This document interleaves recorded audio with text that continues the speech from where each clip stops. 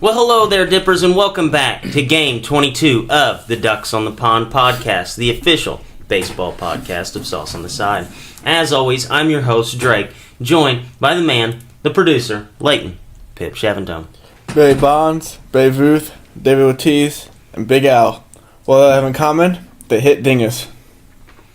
And joining us, guest host, Lex Glasgow. Miles Michaelis has now handed out 17 quality mustache rides this season. That is your stat of the day.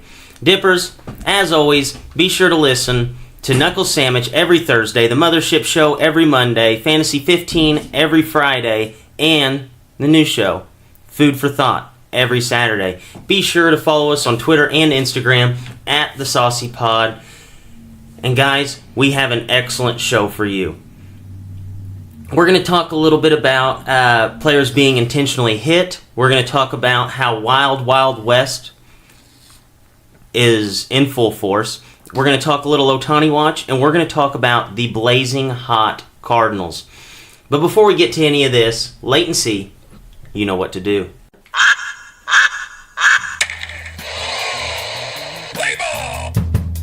Hey, Ducks on the Pond here, kid. Ducks on the Pond. Let's go now, baby. Drive 'em in. Welcome to Ducks on the Pond. A Sauce on the Side production. All right, guys, so our top headline of the day, Marlins pitcher intentionally hits Robert Acuna to lead off the game. Acuna had hit a home run in 5 straight games, 6 home runs in that 5-game stretch. Urena, he was suspended 6 games, but he appealed, as most guys do in the MLB, and is able to start today. Guys, what are your initial thoughts on this, on him being intentionally hit? It's stupid, and it makes no sense. Like, he didn't do a dirty slide in one of the players. He didn't do anything like that. He just hit home run in 3 straight games against them, and Arena was going to have that, and decided to hit him. And it makes no sense. There's no point in it. I mean, they hit a guy because he's too good. Yeah, that makes no sense. That's Cool him basically down. he's saying, oh, we can't get you out, so we're going to hit you. I mean, I'm a firm believer. Guy step in the box, pitch him inside, back him off a little bit, make him uncomfortable up there. But to hit the guy on the elbow, and then that's basically saying, you're better than us. We have no chance against you. Yeah, I hate this because most of the time I feel like people give pitchers the benefit of the doubt. And this is the first time that I can see the fans actually coming up in an uproar about a guy being intentionally hit. Which I've been on this show talking numerous times about how ridiculous it is just to throw the hardest ball you possibly can and throw it right at a dude's head. Like, if you do that anywhere other than a baseball diamond, you are going to be arrested. Or, not even at his head in this instance, just throw the ball as hard as you can at a guy. Like, that, you're messing with the guy's career. And why? Because he's hot. Not because he did anything dirty, just because he's too good for you to get out. They got to cool him down. How's he going to do it? You can't get him out the other way. You got to go walk the guy. I hate this because most of the time they give the pitcher the benefit of the doubt because in most scenarios, if a guy's pitching, like, let's say if a guy has a perfect game going, how mad is everybody whenever he goes to lay down a bunt? No, that's terrible. That's Bush League. That is Bush League. That shouldn't be in there at all. Yeah, but people get mad about that, and they always give the pitcher the benefit of the doubt. And I'm questioning to why people now are all of a sudden, like, it seems like everybody other than Keith Hernandez apparently thinks that this was a kind of a bullshit play by the Marlins. Yeah, and Buster only put it in a really good analogy for it the other day. If a pitcher in actual length is no-hitter through 8 innings comes to bat, and the starting pitcher hits him in the elbow or the leg or whatever, and he's out of the game, that's about the equivalent of having to Acuna. Yeah. Could you imagine the batter running after the pitcher with his bat just because he's pitching a good game? You're too good. Yeah. Come here. Yeah, like Clayton Kershaw's getting chased around the diamond by a guy who obviously can't get a base hit just because, Clayton Kershaw's on that day. Yeah, because I have 13 Ks through 6 innings. Come here. Come here. Honestly, okay, this is my honest opinion. Do you think there's any difference between a guy throwing a baseball at another guy intentionally to try to hurt him and a guy chasing after the pitcher with a bat? Trying to hit him? Same premise. Yes. It's the exact same premise. Yeah, and in fact, they can throw the baseball a whole hell of a lot harder than that guy can swing the bat trying to chase a guy down. They could. Maybe the Marlins had a Saints-type bounty that day. Yeah. Let's get this guy out of here. Yeah, what do you think would do more damage? Sean Payton was down in the Marlins. What do you do with damage? 9-hour fastball to the arm or a baseball bat to the arm? thrown by. Let's say Giancarlo Stanton happened to be the batter at the time. Well, okay, the only difference is that, the pitcher's obviously going to see it coming. Like, the batter has no way to see it coming. He has, like, a half a second to decide if this ball's going to smash him or not. Where, the batter obviously will be like, he has a whole 20 seconds from the guy, like, running from the dugout with the bat, trying to chase him down. I want to see that. We've seen pitchers hit bad and batters charge the mound. I want to see what happens if a batter charges the mound for no reason against the pitcher. Yeah, just Does the pitcher stay there and take it? Does he throw a ball out a little hard, trying to make him fall down? We'd see more Nolan Ryan headlocks nowadays. Joe Kelly. I think Joe Kelly would appreciate that if guys would come after him on the mound. I think he would too. I hope Joe Kelly hits Giancarlo Stanton. I wish Bobby Stanton Cox charges was the mound. still the manager of the Braves at the time of this happened. Oh my God, Bobby Cox would have been out there. He whooping would have his been out ass. there trying to fight the guy. Yeah, this makes no sense to me. I think this is something that, a 6-game suspension isn't going to do anything because all it's going to do is basically just push the start back a little bit. Yeah. I think they need to get more heavy with these obvious intentional hits because, Urena, this was the fastest fastball he had thrown all season. Like, this is the most obvious, blatant, I'm going to hit you with the ball example you can find. And I think that they need to come up with a heavier suspension for him. Let's talk about this, though, in terms of suspensions. Okay, he's a pitcher, and he got a 6-game suspension. That's one start. Yeah. The rest of those other 5 days, he's just at the clubhouse, just resting and getting his daily routine in. Yeah, so it's just going to push the start back. Yeah, it's just pushing one start back. He basically gets a free day of rest. That's Yeah. all he gets. They need to do something more where if it's a starting pitcher, suspend him for a certain amount of starts instead of 6 games. Yeah, or weeks. Yeah. I think it should be a couple weeks. That way you're guaranteed to miss those 2 starts. Yeah. And Chelsea boy, Brandon, had the article coming out this week about just throwing at batters. So we should check that out too. Has some more insight onto the whole Urena situation and just hitting guys in general. And how can they find that, latency? Go to saucypodcast.com. Okay, so be sure to check that out. Guys, I hinted at it earlier. The things are wilder than ever out west. The Oakland Athletics have completely run down the top spot in the AL West. 12 games back, exactly 2 months ago. They've come all the way back to tie the Astros for the AL West lead. They actually play tonight, so they could possibly take sole possession of first place. Guys, how in the world did the Oakland Athletics pull this off? Billy Bean magic. That's what it is. Moneyball is back. Moneyball. Must have Jonah Hill up there with him again. I feel like baseball right now has been set back like 10 years, and Moneyball is in full force, and the Cardinals' pixie dust is absolutely everywhere. Yes. It's unbelievable. I think this is like, I feel like I'm like watching baseball in like 2008 or like early 2000s because what the A's are doing is phenomenal. What do you think has been the biggest key factor to this? Starting pitching, I think, has really set the tone for him. Guys like Cahill, out of nowhere, who's having the bad season, all of a sudden he just flipped a switch. Yeah. And I think that has to do with it. And Chris Davis has come on hot, too, recently, hasn't he? He's hitting home runs left and right. Yeah, Chris Davis might hit 45 home runs and take 120 RBIs. And you got a guy like Matt Chapman out there, too, who's also the best defender in the MLB at third base. So who knows? With the high 6.64. Yeah. Does this team not scream exactly Moneyball? It's like, we're going to take the scraps from everyone else, what they didn't want. We'll take your Edwin Jackson, we'll take your Trevor Cahill, and then we're going to throw guys out there like Matt Chapman, Matt Olson, and Chris Davis, kind of one-trick pony guys, and we're going to beat you to death with them. Yeah, that's exactly what it is. It's kind of unconventional from what they've done in the past, where let's get guys on base, but they're beating you with the same thing over and over again. I don't think that it's going to amount to much playoff success, but here in the regular season, I think it's sustainable. Yeah, I think Billy Bean is just a phenomenal GM at winning games in the regular season. I mean, if you look at compared to talent level, they always have guys who just fly under the radar, kind of sneak up on you. But the biggest thing to me that stuck out is over the last 15 starts, which is whenever they got Cahill.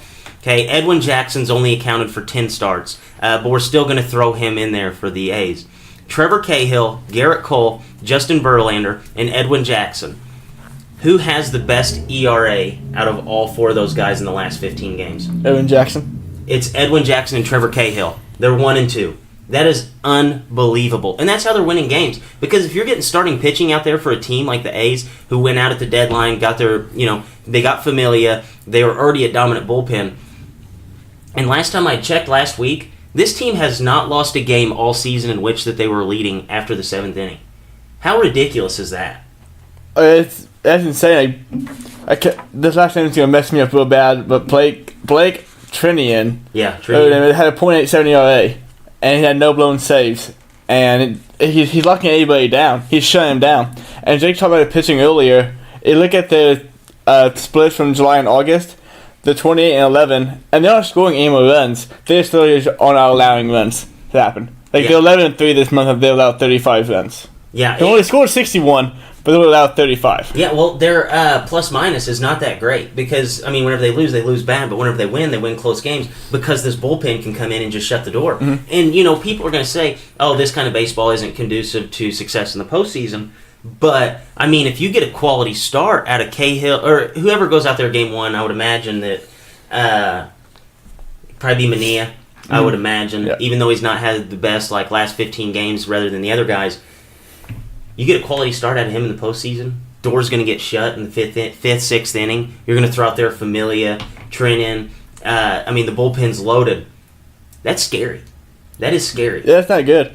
But looking at the season stats, we talked about earlier the Mariners, the one-run games. Now those are 26-10 one-run games, and WW. But it is concerning whenever almost half the wins they have in that span have been one-run games. It is a little concerning, but Meanwhile, the Astros are 16-22 in one-run games. That's definitely concerning to the Astros. Yeah, I think that's why you'd go out and get a guy like Osuna that's a huge headache to your clubhouse. So the race is really set. I think there's 3 teams that have a chance of winning the division: Mariners, Stros, and obviously the Athletics. Guys, what has been the problem for the Houston Astros? Because since the Athletics were 12 games back 2 months ago, they're only a 500 ball club. They're 24-24 over that 2-month stretch. Are you guys starting to get a little worried for the Astros? They've hit the dog days of summer, and it's hit them the hardest, I think, out of all of the contenders. I mean, had Correa and Altuve go down for a little while. Now Springer, he's coming back off the DL. And Verlander struggled here recently, too, which I think that's contributed to a lot. And the whole Osuna situation, you put a headache like that in the clubhouse, and you put the dog days of summer plus a headache. Those two collide, you're going to struggle. It doesn't matter what it is. Anything outside of baseball related that comes into baseball to the clubhouse, that's done. That's bad. That's cancer. You don't want that, and that grows. Yeah, and especially to couple that with, you said not baseball related outside the clubhouse. Every media obligation that this team had after they won the World Series is just another thing that just builds and builds and builds. And it could be, the injuries, Osuna, dog days of summer, coupled with the basically no off season. I mean, this is a lot for a team to overcome. And, I said that they were 24-24. 8 of their wins over that stretch were against the White Sox, the Royals, and the Rangers. And against Seattle or Oakland, they're 3-10 over their last 13 games. Yeah, it's really bad for them now. And it's not the pitching, it's definitely just the hitting side of the ball. Because they're not allowing any more fewer runs they were early in the season. They just had to get like Altuve and Springer and Correa do what they did last season, and they just haven't had it. Mainly because they've been hurt, but Correa came back for over a week and a half now. He's been awful since he came back. Altuve comes back this next week. Maybe he's okay, ready to go, but knee injuries tend to linger in baseball. So I'm interested to see how they push on the rest of the season and if the pitching can carry them to the division title. Yeah. So a little gut check here, guys. Who's going to win the AL West? I'm going to go with the Astros still. You're still going with I think the that they're the best team. That pitching is still too good. I'm still going with the team that's proven that they can do it. I'm going to go with the Astros, but like you just said, they're not doing very good in division. It's going to come down to can they turn it around a little bit and get hot and win a couple of those games. Yeah, they're definitely going to have to get hot. I'm teetering.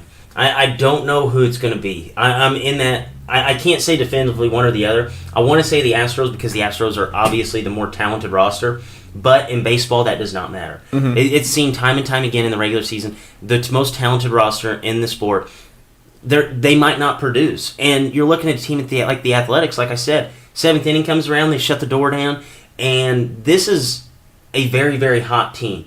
And we always talk about in baseball, who's hot at the right time.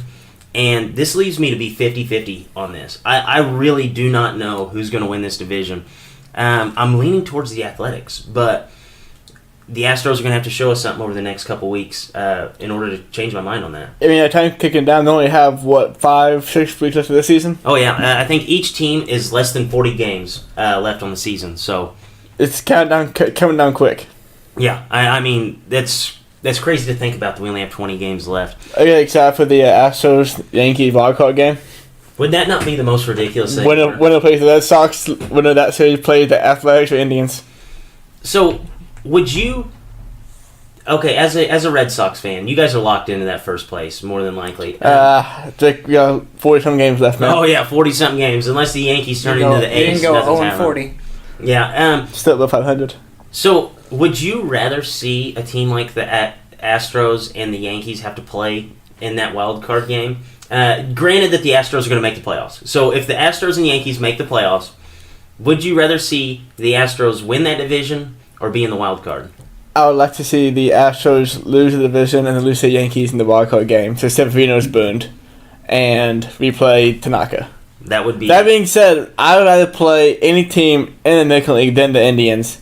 Because just over the past couple of years, the Red Sox cannot beat the Indians. We cannot figure them out. No. Joe Torre's got your numbers. What you're saying? Jose Ramirez and Francisco Lindor scare me more than any other players in baseball. Like that duo, scare me more than any other duo in baseball. What do you think? Best duo in baseball, Ramirez, Lindor? Like you would say Ooh. best Ramirez, I still would go with Lindor and Ramirez. That's pretty tough. I'm gonna go with Harrison Bader and Matt Carpenter. Right you are. now, you might be right, honestly.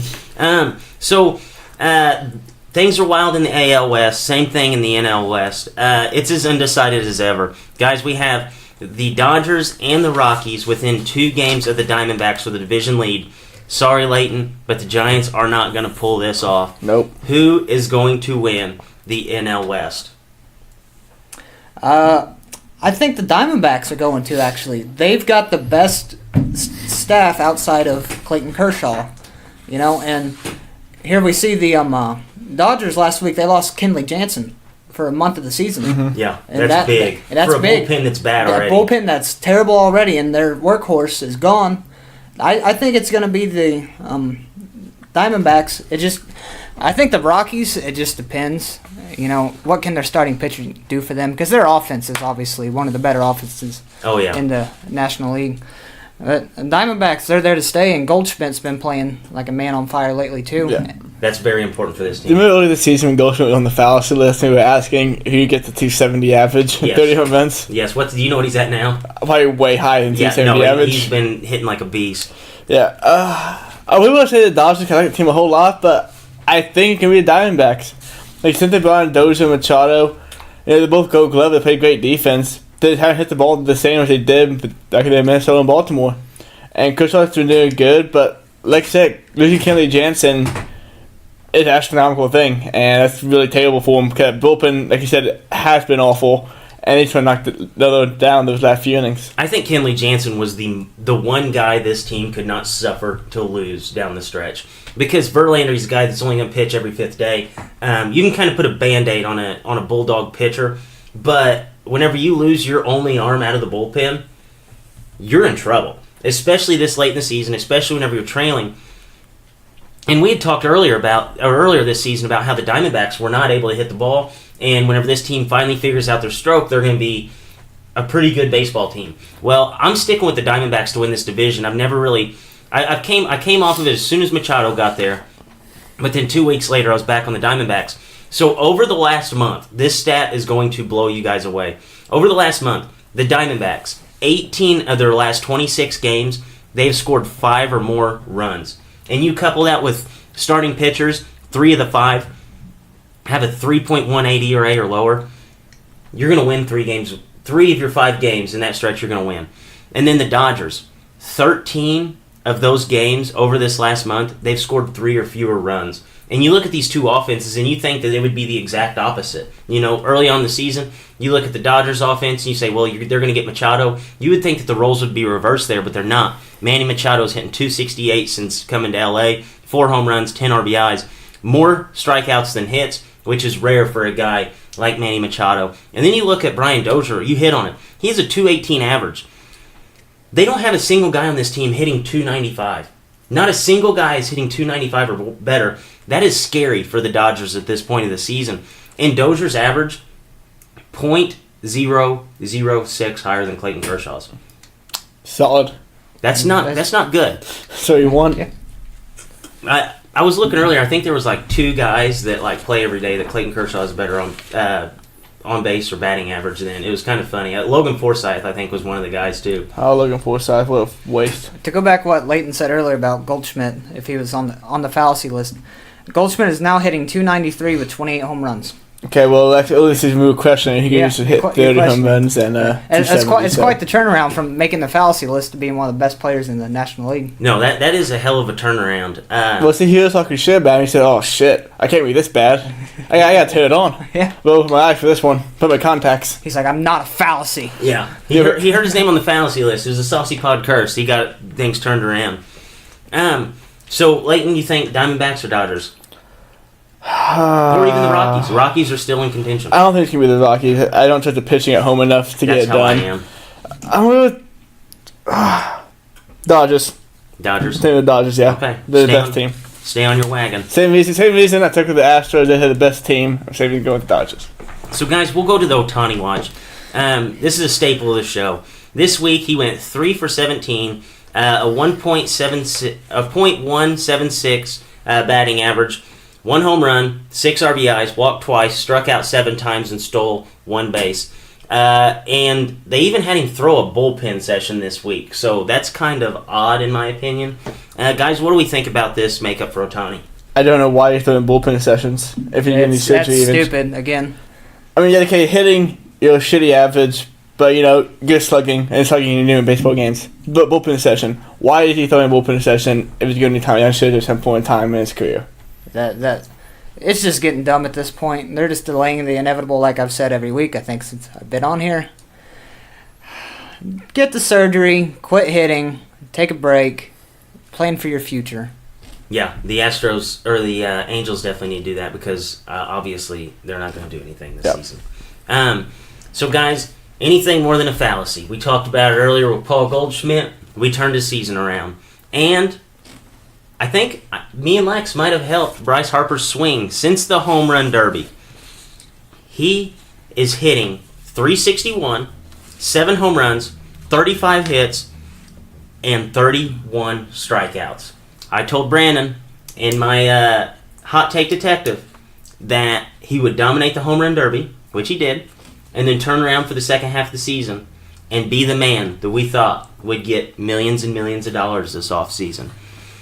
Let's just focus on the average since we're doing just the fallacies. He's currently sitting at 248. He was hitting 318 at the All-Star break, I believe. Is it possible for him to get his average above 280 before the season ends? I've been one of the people who thought Bryce Harper's overrated for a few years now. I still think he is. He had a good 20-some-odd game stretch. So I'm going to no, he'll not get average over 280. He will keep hitting home runs. I think he'll average to about 260s, maybe 270, but not 280. I think he'll finish in the 270 range. So do I. 280 is a stretch, but since it's a fallacy, we had to put a high number for him to get to. Yeah. Yep. But 361 since the All-Star break with 7 home runs, 35 hits. I don't like the strikeout number though. I don't like high strikeout guys. That's not my thing. Out and out. Huh? Out and out. Yep. I mean, strikeouts are the first thing is shit, but still just 1 out. You still got to hit the ball. I can go up there and strike out every Yeah, time. you got to hit the ball. If I had a bat at MLB, I would definitely take 7 pitches. I'm not swinging the bat until so too. You might only get 3. If you know that. I definitely get 3 pitches, You only get Lex. 3. Yeah, in today's MLB, I think I'm just going to go up there and take 3 daddy hacks no matter where the ball's Exactly. I definitely get 3 pitches. Now, I think he'll get close, but I don't think he'll get there. Sustaining a 360 average is kind of hard, especially with that lefty shift. at. Yeah, I agree with that. I think you're right. I think he's going to be 270 range. I think if he sniffs at 275, this season is success for him because he ended the season hot and he's going to get paid like the man he should because he's a great player. That's close to, I think, his career average. I think around that 270 270 range. mark, yeah, that is. But his on-base percentage is usually really Really good. pretty Walks good. a lot. yeah, because Like I said, strikes out a whole lot, but no one throws him strikes. Or he just has a good eye and he just swings and misses a lot though. That makes That no could sense. also be it. It makes a lot of sense. Makes a lot of sense there.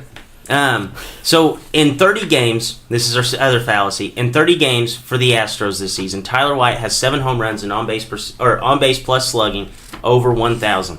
Guys, will he reach 20 home runs this season? I'm gonna go with the big no, because he won't play every day. Once, he might play every day. I guess he's this hot.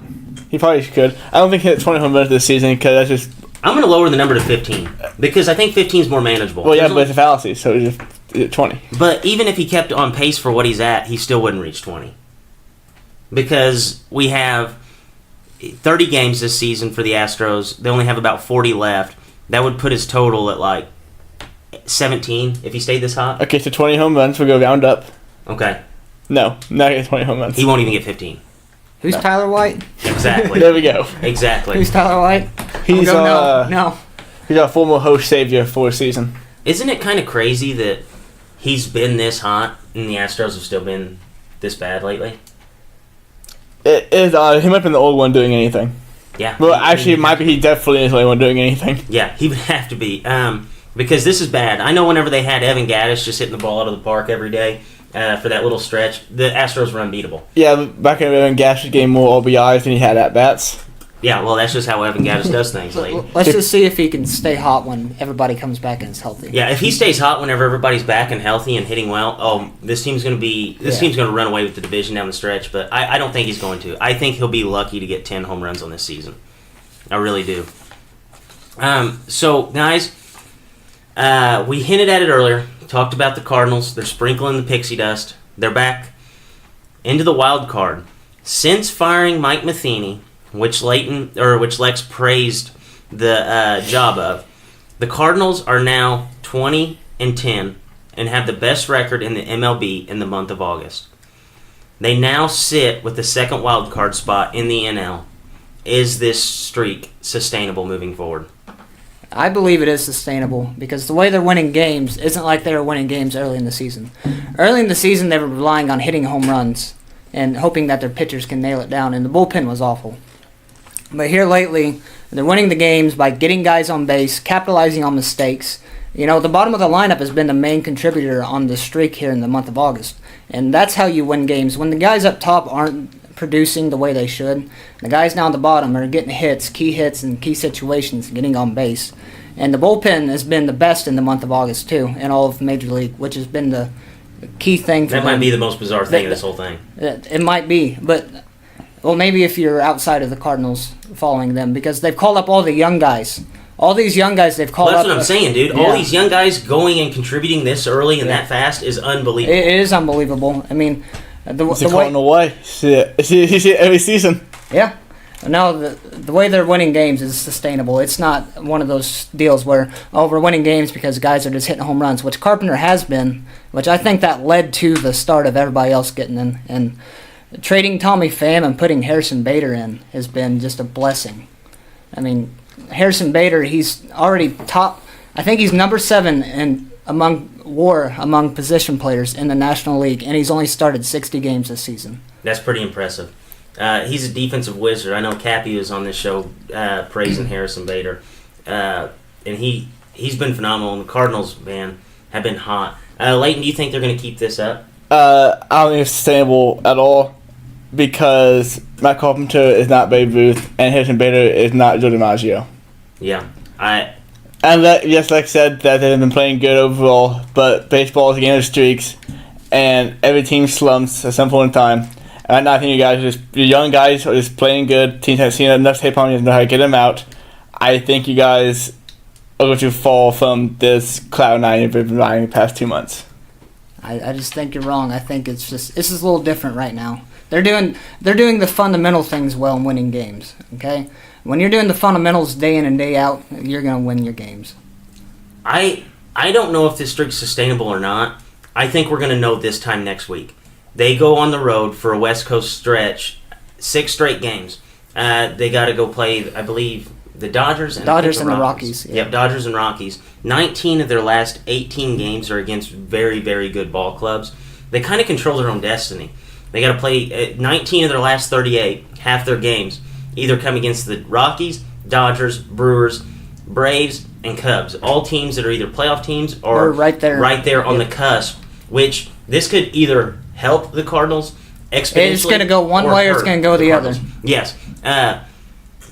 And if they can win their series from here on out, obviously there's nothing else that can like if they win each one of these series, they're definitely going to be in the playoffs because they're going to be beating up on these playoff teams. And they control their own destiny. I don't know if it's sustainable. I'm interested to see what's going to happen. Because the Cardinals, we've seen it in the past where they've been a mediocre ball club, catch fire just right around this time and ride that momentum throughout the playoffs. I'm not comparing this team to 2011, which is completely different, but I think 2011, around this time, they were 11 and a half games out of the wild card spot, and they surged all of the last couple of months, and just they ended up winning the World Series that season, and they got hot, which is sustainable to do, and they've got a good core in there, a good core of guys. And, you know, the thing about the young guys, everybody says, oh, well, they've got all these young guys. Them guys have been playing together for a while now. Yeah. So they've got the team chemistry down. And all of them, you know what's odd is that all of them have been praising the new manager before he even got the spot. Before he even got the spot. He was a big guy down in Double-A for a long time. They liked him so much they brought him up top. You know, and firing Matheny, I think, was just the start. But the real thing that people don't talk about is firing John Mabry, the hitting coach. John Mabry was awful. I mean, he was just god-awful. You know, and since then, their team averages went way up. Yeah, it's been an impressive run. I don't know if it's sustainable. We'll see how it's going to go. Obviously, they control their own destiny. They're going to be a fun club to watch down the stretch, though. Oh, yeah. A bunch of young guys, super talented. And if you would have said 2 months ago that the Astros and the Cardinals would both be holding the wild card spot right now, I'd call you crazy. Yeah. Think about that. I mean, we're talking about two teams that were... One was at the very top. The other was at about as low as this program's been in the last... maybe my lifetime, you know, like a 500 ball club. And now they're both sitting in the wild card spot. It's pretty phenomenal, honestly. I hate to see the Cardinals dominate. I would hate to see them in the playoffs for sure because the Cubs would potentially have to play them. But it's going to be interesting to watch down the stretch. So, guys, if the season ended right now, things have gotten crazy. They really have. We said we hoped that this would happen. Yep. We actually have some shakeups in the AL for the first time in... Well, we had the Mariners and the A's flop, but other than that, we finally have our first flop up. So we have the AL East, the Red Sox, the AL Central, the Indians. Nothing's changed there. The AL West, the Astros and the Athletics are at a deadlock, and your wild card teams are either the Astros or Athletics and the Yankees. Guys, how do we think this is going to finish out? AL East still up in the air, but Red Sox going to win that. Central is walking through that. Still up in the air. We got a cool 10-game lead. Still up in the air. 10.5 game. 10.5 games. Gonna win 90 games by the end of this next week. Who cares? Up in the air. The AL West is going to be the Astros. The wild card teams will be the Yankees and Athletics. Red Sox, the Yankees nipping on their heels. Let's see how that plays out. Leighton. Indians on their heels. Indians are they're a lock. Red Sox are a lock. I think the Astros are going to win that division, and the A's have impressed me enough that I think they'll play the Yankees in the wild card game. It's just going to matter be where it's at, which I think obviously going to be New York. Yeah. I don't know if we can say obviously. Yeah, you can't say obviously. I think it's going to be. I made the bold prediction of I feel like I said that bold prediction like a month ago to Brandon on the Hot Take Detective that the game would not be played in New York. Mm-hmm. He told me I was crazy unless that the Yankees won their division. It's starting to shape up. It's going to be interesting to see. I want to see the Mariners jump up in here. I want to see the Mariners catch fire. I think that would be. I want to see so the Astros miss the playoffs and the Mariners and the Athletics get in. But yeah, you just want that so that Red Sox have a nice little cool run to the World Series. Obviously. Let's move to that seeding system already. If the seeding system was in effect, the Yankees would have the 2 seed right now. Yeah. Yeah, that's pretty wild to think about. So we'll get to the NL here, but I think you as a Red Sox fan want the Dodgers to make the playoffs. Why is that? So that way maybe Manny Machado gets that sniff of playoff baseball, in the Dodgers uniform. They have some success. Maybe make a run to the World Series, play the Sox and lose. That way he stays in the National League. And stays with the Dodgers. And doesn't you really need that get to live. happen bad. It would be nice, even though I'd like to not face Manny Machado in the World Series. Yeah, but would you rather face him in the World Series this year or face him in pinstripes for the next 8? Oh, definitely World Series this year. Okay, that's where I'm going with that. So the NL Cardinals have shaken things up, guys. The NL East we have the Braves. The NL Central we have the Cubs. The NL West, the Diamondbacks, and your wild card teams now are the Phillies and the Cardinals. Guys, what do we see here? I think it's actually all going to be right, except for Diamondbacks, replaced by the Dodgers, and they'll get the last wild card spot over the Brewers and Cardinals. Ooh. Since my biased opinion is going to stand here, I'm going to keep the Cardinals in the playoffs. You taking them all the way to I'm the taking them Central? all the way. I've went this far with it, and I'm going to ride it out. I'm going to ride or die with my team on this take. I think the Braves are there to stay. The Cubs are there to stay. Diamondbacks, I just think they're the best overall team in that division right now. They might not have the most talent, but as a team, they are the best team in that division. Pitching, hitting together. They're the best team in that division. And I think the Phillies are kind of a wild card here, which fits the term wild card perfectly. You know, we haven't seen them there in a while. Let's see how they do. Yeah, I'm pretty set that I think that the Braves are actually going to win this division. I'm pretty locked in on that. I like where the Cubs are at right now. I think that they're going to continue to stay atop the Central. And in the West, I love the Diamondbacks. I liked them early on in the season. I've only came off them for like a 2-week span. But I think they're going to be locked into the West. As far as the wild card goes, I don't know how much faith I have in the Phillies. I know that they're loaded. They bolstered up in the at the trade deadline, made the team even better. But they haven't been in the postseason in a while. A lot of their guys haven't seen postseason baseball. And you look at the Cardinals as a team. You know they have good leadership. Not a whole lot of those guys have been in the playoffs, but there's a few of them that have at least been there. So they scare me right now. I think that the Cardinals, I like the Cardinals to make the wild card more than I like the Brewers. Yes. I think the Brewers are toast. I think the Brewers are going to be a dumpster fire for the remainder of the season. They're 3-7 in their last 10 games. They haven't done anything to help themselves out. And then you look at the Rockies. The Rockies, I think they're... Man, I feel like it's going to be the Cardinals and one of those NL West teams. It's either going to be the Dodgers or the Rockies. I'm probably leaning towards the Rockies now just because they have the advantage there. This wild card is so messed up, man. Oh, it's crowded.